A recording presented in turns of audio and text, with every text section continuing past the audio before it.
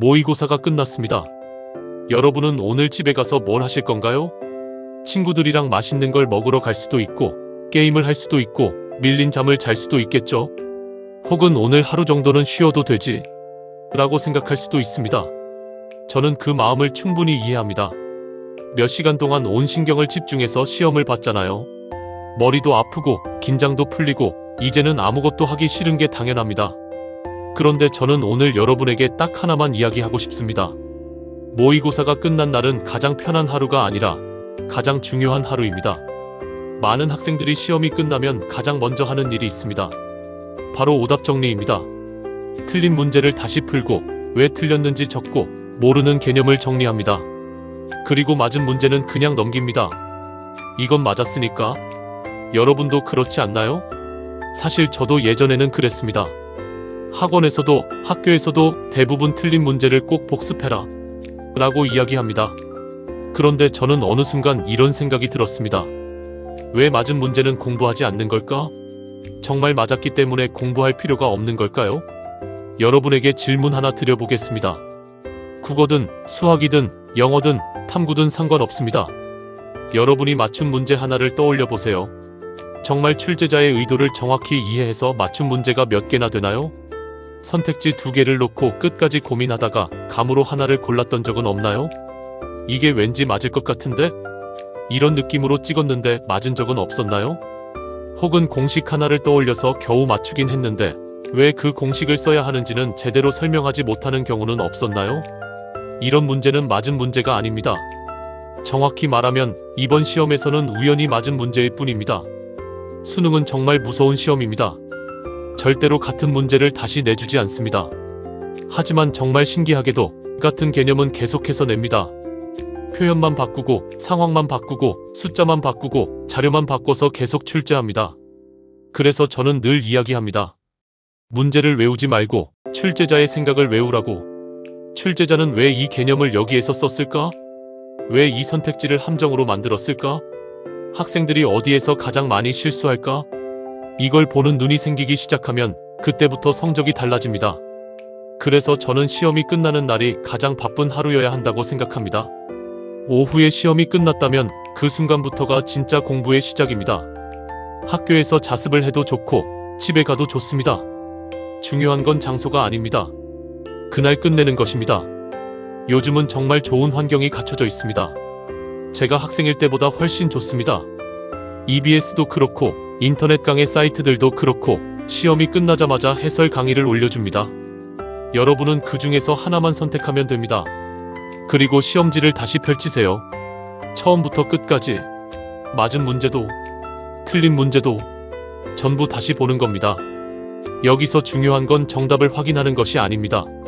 아, 맞았네. 이게 아닙니다. 해설을 들으면서 이런 생각을 해야 합니다. 아, 출제자는 이 개념을 확인하고 싶었던 거구나. 이 선택지는 이런 학생들을 헷갈리게 만들려고 만든 함정이었네. 내가 알고 있던 개념이 실제 시험에서는 이렇게 활용되는구나. 이렇게 하나씩 연결되는 순간이 있습니다.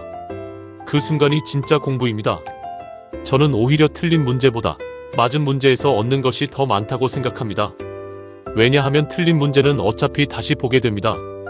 하지만 맞은 문제는 대부분 다시 보지 않습니다. 그래서 실력이 멈춥니다. 나는 이 개념을 안다 라고 착각하게 됩니다. 하지만 다음 시험에서 형태가 조금만 바뀌면 또 틀립니다. 그리고 또 오답 노트를 만듭니다. 이게 계속 반복됩니다. 반대로 맞은 문제까지 분석하는 학생은 다릅니다. 개념 하나가 문제로 어떻게 변하는지, 출제자가 어떤 방식으로 사고하는지, 학생들이 어디에서 흔들리는지를 계속 배우게 됩니다. 시험을 볼 때마다 경험치가 쌓이는 거죠. 한 번의 모의고사에서는 큰 차이가 안 날 수도 있습니다. 하지만 두 번째, 세 번째, 네 번째 모의고사가 되면 차이가 생깁니다. 여러분도 그런 경험 있지 않나요? 어떤 문제를 보자마자 이거 전에 봤던 느낌인데? 비슷한 문제는 아닌데도 풀이가 떠오르는 순간, 그게 바로 개념이 아니라 출제 방식을 배운 사람의 사고입니다. 그리고 그 차이가 결국 등급을 바꿉니다. 많은 학생들은 성적을 올리는 특별한 공부법이 있을 거라고 생각합니다. 엄청난 비법, 천재들만 아는 노하우. 하지만 대부분은 그렇지 않습니다. 남들이 귀찮아서 하지 않는 것을 꾸준히 하는 사람이 결국 올라갑니다. 제가 학교를 다닐 때도 그랬고 졸업한 뒤 후배들을 가르칠 때도 그랬습니다. 시험이 끝나면 항상 이야기했습니다. 오늘 안에 모든 문제를 다시 봐. 정말 수도 없이 말했습니다. 그런데 신기한 건 이걸 끝까지 실천한 사람은 거의 없었습니다. 다들 고개는 끄덕입니다. 맞는 말이네. 좋은 방법이네. 그런데 집에 가면 쉽니다. 친구를 만납니다. 휴대폰을 봅니다. 내일부터 해야지. 그리고 다음 모의고사를 또 봅니다. 결국 대부분의 학생은 시험을 여러 번 치르면서도 같은 실수를 반복합니다. 저는 여러분이 그 학생이 아니었으면 좋겠습니다. 오늘 시험이 끝났다면 오늘이 가장 중요한 날입니다. 오늘 하루 투자하면 그 시험 한 번으로 얻는 것이 2배, 3배가 됩니다. 반대로 그냥 넘기면 몇 시간 동안 봤던 시험은 점수만 확인하고 끝나는 이벤트가 되어버립니다. 시험은 점수를 확인하기 위해 보는 것이 아닙니다. 내가 무엇을 배워야 하는지를 알려주는 가장 비싼 교재입니다. 그 교재를 하루 만에 덮어버리는 건 너무 아깝지 않을까요? 저는 제 공부법을 숨기지 않습니다. 오히려 전부 알려드립니다. 왜냐하면 알고 있다고 해서 누구나 할 수 있는 것은 아니기 때문입니다. 이 영상을 본 학생들 중에서도 실제로 오늘 모든 문제를 다시 보는 학생은 많지 않을 겁니다. 하지만 저는 확신합니다. 그 소수의 학생들이 결국 수능장에서 가장 안정적으로 문제를 풀게 될 것입니다.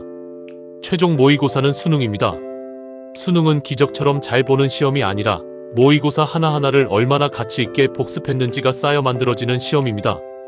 오늘 시험이 끝났다면 축하합니다. 이제 진짜 공부를 시작할 시간입니다. 오늘 영상도 도움이 되셨다면 구독과 좋아요 부탁드립니다. 감사합니다.